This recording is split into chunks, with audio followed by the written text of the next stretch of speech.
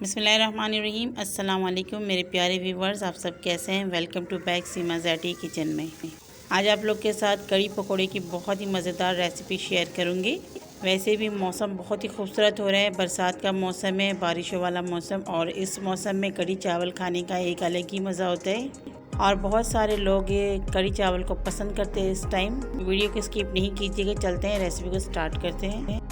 कड़ी पकोड़े बनाने के लिए सबसे पहले यहाँ पर हमने ले लिया है बेसन, और बेसन आपने अच्छी क्वालिटी का इस्तेमाल करना है और इसे छान लेना ज़रूरी होता है।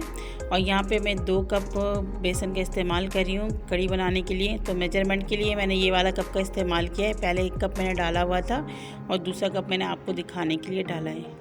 तो चले इसको साइड में रखते हैं। और यहाँ पर हमने ले लिए हैं हरी मिर्च, और ये जो हरी प्याज के नीचे वाले पोर्शन होते हैं वो ले लिए हैं 2 अदद। तो हरी मिर्च मेरे पास यहाँ पर 5 अदद है।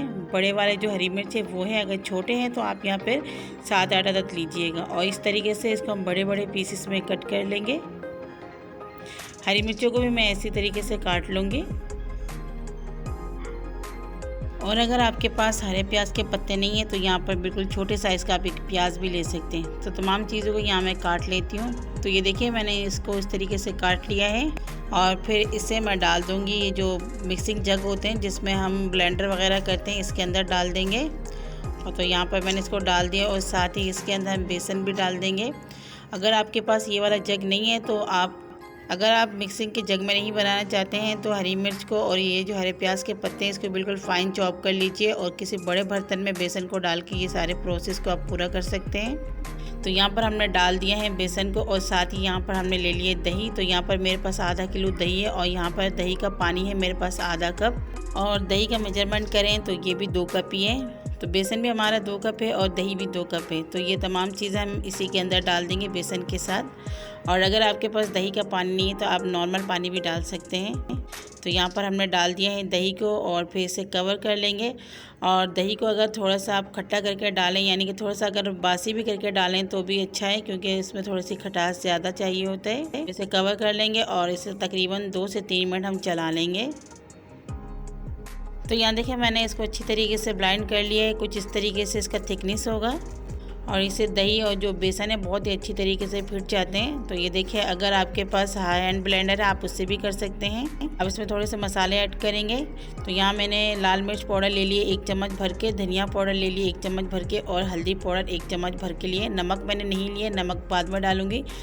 कब डालूँगी मैं ये आपको बता दूँगी। तो ये तमाम जो मसाले हैं इसी जग के अंदर डाल देंगे हम।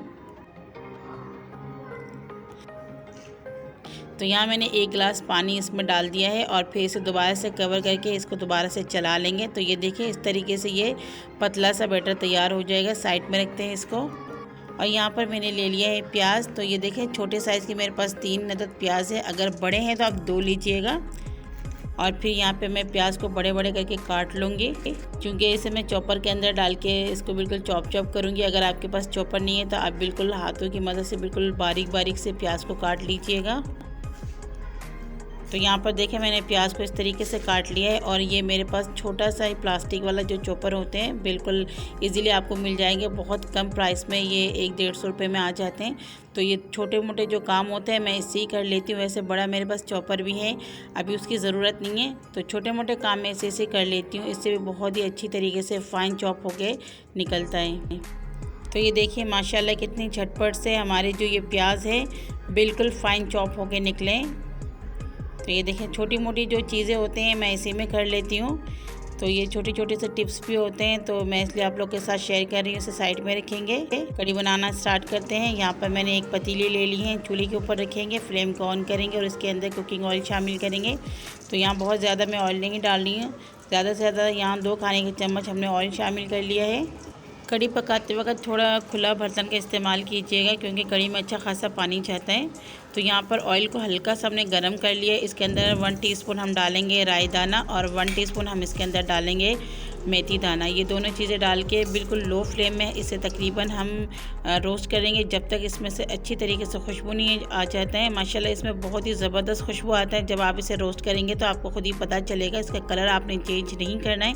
यहाँ 1 मिनट हमने इसको रोस्ट कर लिया। अब इसके अंदर डालेंगे कड़ी पत्ते। तो यहाँ मैंने 10 से 12 अदद कड़ी पत्ते डाल दिए और मज़ीद इसे 1 मिनट तक हम पका लेंगे। अब इसके अंदर शामिल करेंगे लहसुन और अदरक का पेस्ट। तो यहाँ पर मैंने लहसुन अदरक का पेस्ट 1 खाने का चम्मच भरकर डाला है और इसे भी अच्छी तरीके से मिक्स कर लेंगे 30 सेकेंड। और फिर जो हमने प्याज चॉप करके रखे वो इसके अंदर डालेंगे और फ्लेम को इस टाइम पर आकर हाई करेंगे। फ्लेम को हाई करके हमने प्याज को पका लेना है, इसको ब्राउन नहीं करना है, बस प्याज को हमने सॉफ्ट कर लेना है।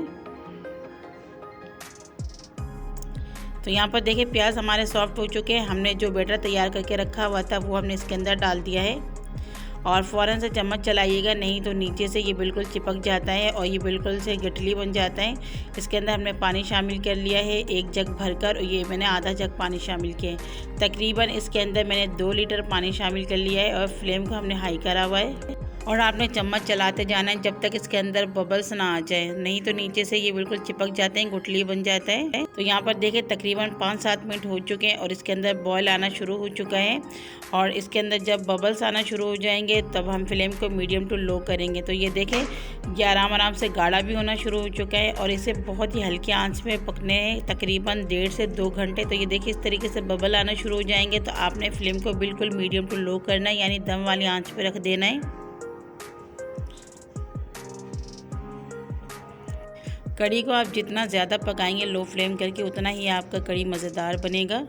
तो ये देखें बिल्कुल मैंने लो वाली फ्लेम कर दी, जैसे दम में रखते हैं हम लोग पुलाव वगैरह बिरयानी वगैरह, बिल्कुल वैसे ही मैंने इसे दम वाली फ्लेम में रख दी है।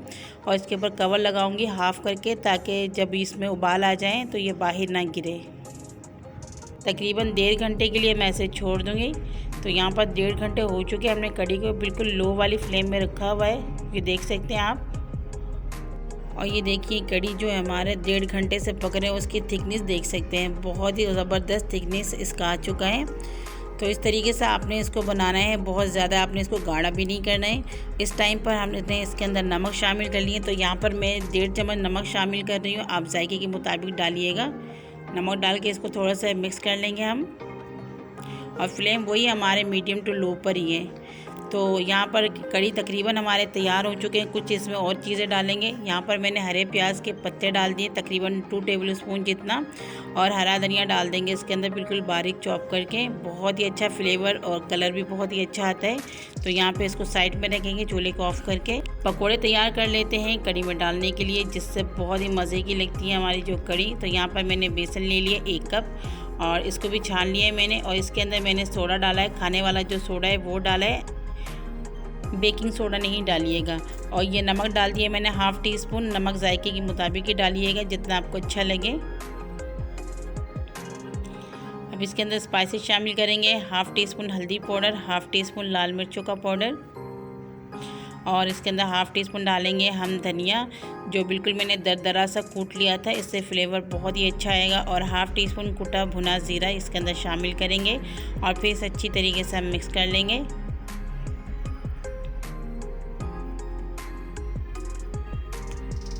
तो यहाँ पर हमने अच्छी तरीके से इसे मिक्स कर लिया और इसमें कुछ और मसाले शामिल करेंगे। हरे प्याज के पत्ते मेरे पास यहाँ पर आधा कप है, और ये हरी मिर्च है मेरे पास 2 अदद, मैंने हरी मिर्च इसे भी फाइन चॉप कर लिया है। हरा धनिया है 2 से 3 टेबल स्पून भरकर, और एक मीडियम साइज़ का प्याज है, इसे भी मैंने बारीक कट करके इसके अंदर डाल दिया है।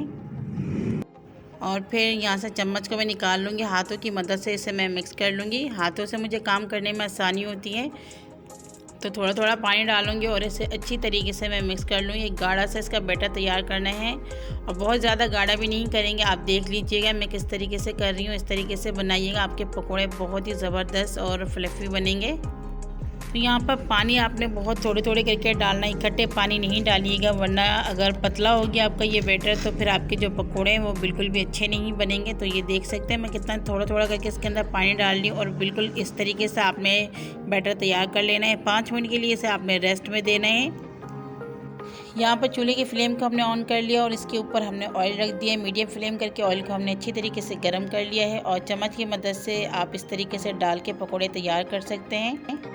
लेकिन बात वही है, मुझे चम्मच से मज़ा नहीं आता है काम करने में, तो मैं हाथों की मदद से डालूंगी, इससे मुझे आसानी होती है।